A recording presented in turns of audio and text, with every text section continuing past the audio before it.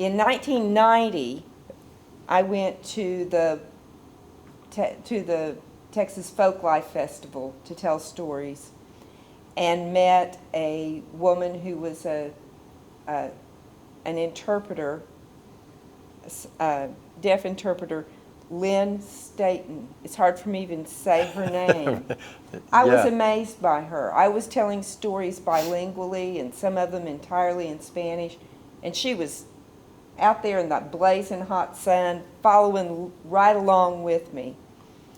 Paul and I had been to winter tales, and a lot of us were involved in going up to Oklahoma to the winter tales, and we'd seen the interpreters there and the extra dimension that they add to a storytelling concert. And we'd been talking about it. And then I met Lynn, and I asked her if she would be interested in coming up to North Texas and being part of our festival.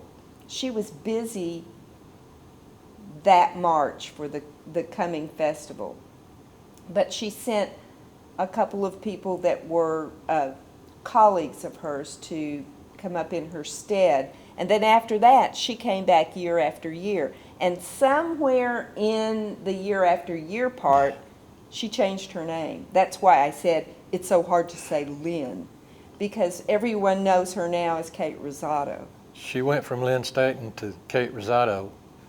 Overnight, sort of. Anyway, it doesn't matter what we call her, we love her, and she's been a part of the Texas Storytelling Festival since 1992. The other part of that is Joel Hill, and his first year as an interpreter was 91, and he came to us through friends in the Dallas Storytelling Guild.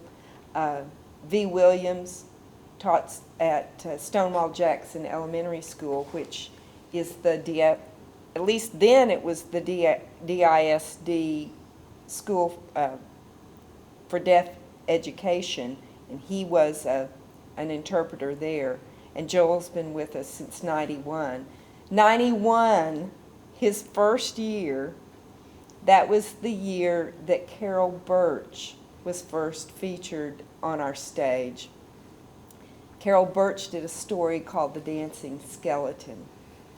And probably for many of us, it's one of the few things I ever saw, because I was always running around somewhere else, but I saw that story, and Joel, at some point early into the story, he became that dancing skeleton. He was the dancing skeleton. He embodied the dancing skeleton. And the way I remember it anyway, about halfway through the story, she paused and gestured to Joel and had him come up and finish the story with her side by side. It was magic. It was magic.